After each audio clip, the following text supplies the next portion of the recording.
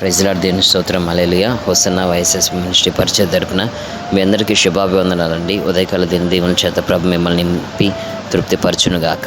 ఆమేన్. ఉదయకాలం ఇలా దేవుని వాక్యాన్ని ధ్యానం చేద్దామండి. సామెతల గ్రంథము 10వ అధ్యాయం 2వ వాక్యం, నీతి మరణం నుంచి రక్షించును. ఇక్కడ నీతి అంటే అబ్రహాము దేవుని నమ్మెను, అది అతనికి నీతిగా ఎంచబడును అని గల్తీ సంఘానికి దేవుడు తన దాసుడు ద్వారా రాయిస్తారండి. గల్తీలు రాసిన పత్రిక 3వ అధ్యాయం 6వ వాక్యం. నీతి అంటే నమ్మకం. అబ్రహాము దేవుని నమ్మి నడిపించబడిన అనేకమైన అనుభవాల్లో ఆశీర్వదించబడ్డాడు, దీవించబడ్డాడు. నీవు దేవుని నమ్మి నడుస్తున్నావా? మనుషులను నమ్మి నడుస్తున్నావా? నీ చదువును నమ్మి నడుస్తున్నావా? నీ జ్ఞానం నమ్మి నడుస్తున్నావా? నీ చేతి పనులలో, వృత్తి వ్యాపారములలో, నీ యొక్క చదువులలో నీ నమ్మకము దేవుడై ఉన్నాడా? లేకపోతే నీ ఆలోచన అయి ఉన్నవా? ప్రేమ నా దేని బిడ్డారా, పరిస్థితులు ముఖ్యం కాదు. పరిస్థితుల ప్రభావ సమయోచితమైన కృపతో పోషించగలిగిన దేవుడు చాలా ముఖ్యం. నీ జీవితంలో అనాలోచనని నువ్వు పక్కన పెట్టాలి. నీ నమ్మకము మరణకరమైన అనుభవాల నుంచి నిన్ను రక్షిస్తారన్న వాస్తవాన్ని గ్రహించాలి. కనులెదుట మరణం ఉంది, వెనక చూసిన మరణం ఉంది. వెనక ఫరో సైన్యం వస్తున్నారు, ఎదురు చూస్తే ఎర్ర సముద్రము. దాటలేము అనుకున్న ఇశ్రాయేలుకి ప్రార్థన చేసినప్పుడు ఎర్ర సముద్రమే దారినిచ్చింది. ఆ దేవుడు ఆ ఎర్ర సముద్రం గర్భంలో వారిని 6 నెలల మీద నడిపించాడు.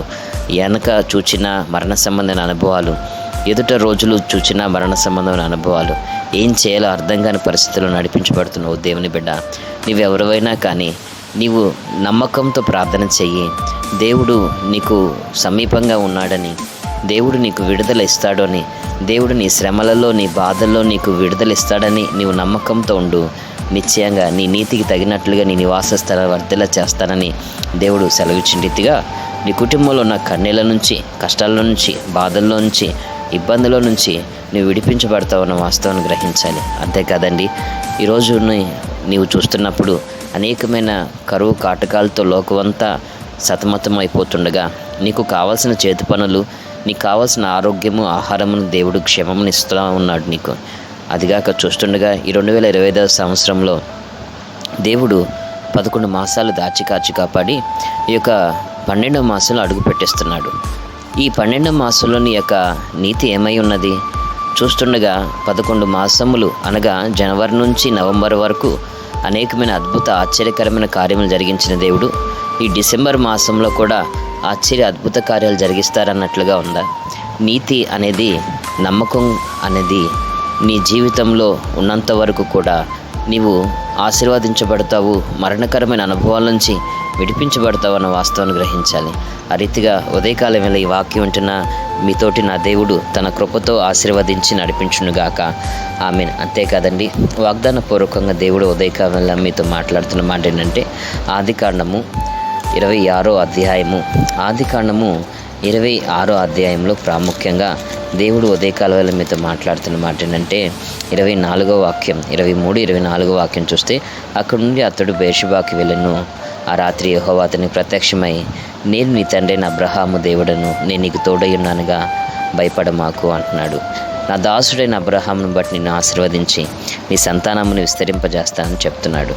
ఇక్కడ నీవు చూస్తుండగా 2025వ సంవత్సరము 11 మాసంలో దాచి కాచి కాపాడిన దేవుడు అనేకమైన విషయాల్లో నిన్ను కాపాడి నడిపించి ఉన్నాడు. అయినను నీవు కొన్ని ఇబ్బందుల నిమిత్తం, కొన్ని కష్టాల నిమిత్తం భయపడుతున్నావేమో, నాకైతే తెలియదు. కానీ దేవుడు ఈ యొక్క డిసెంబర్ మాసంలో నీకు కావాల్సిన సమృద్ధి కలిగిన చేతి పనులు, నీకు కావాల్సిన ఆరోగ్యము, నీకు కావాల్సిన క్షేమము ఇచ్చి నేను నీ కుటుంబాన్ని నడిపిస్తాను అంటున్నాడు. నువ్వు భయపడొద్దు, దిగులు పడొద్దు అంటున్నారు.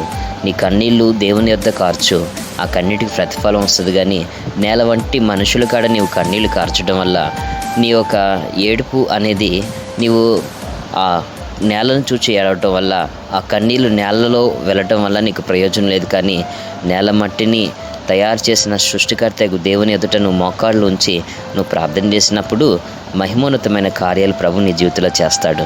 చూస్తుండగా ఈ 2025వ సంవత్సరంలో ఎన్నో కష్టాలు, ఎన్నో బాధలు, ఎన్నో ఆపదల నుంచి తప్పించిన దేవుడు ఇంకనూ కూడా నీ జీవితంలో అద్భుత ఆశ్చర్యకార్యాలు జరిగించునుగాక. ఆ రీతిగా ఈ డిసెంబర్ మాసం అంతా కూడా దేవుడు సమృద్ధి కలిగిన చేతి పనులు, సమృద్ధి కలిగిన ఆరోగ్యము, క్షేమము, నలుదిశల సమాధానం అనుగ్రహించి మీ నీతికి తగినట్లుగా మీ చేతి పనులని మీ యొక్క నివాస స్థలాన్ని నా దేవుడు ఆశీర్వదించినట్లుగా మీ కొరకు ఉదయకాలం చిన్న ప్రార్థన అండి. ప్రార్థన. కృపా సత్య సంపూర్ణకు దేవా మీకు స్తుతి స్తోత్రం చెల్లిస్తున్నాం. చూస్తుండగా ఈ యొక్క 2025వ సంవత్సరం నా ప్రభువా ఎంతో కృపతో నీ బిడ్డలైన వారిని దాచి కాచి కాపాడడం నీకు స్తోత్రం.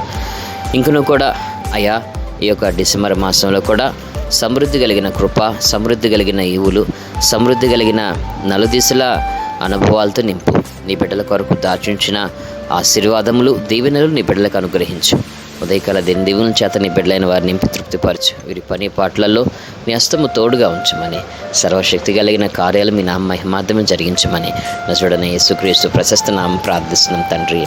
ఆమెన్. ఆమెన్. తండ్రి దేవుని ప్రేమ, తన కుమారుడైన యేసుక్రీస్తు కృప, ఆదరణకర్తైన పరిశుద్ధాత్మ దేవుని అనిల్ సన్నిధి సహవాసం కృపయు ఈ వాక్యం ఉన్న ప్రతి ఒక్కరికి తోడై ఉండి నిశ్చయంగా ఆయన కృపతో నింపి నడిపించునుగాక. ఆమెన్. ఆమెన్. ఆమెన్.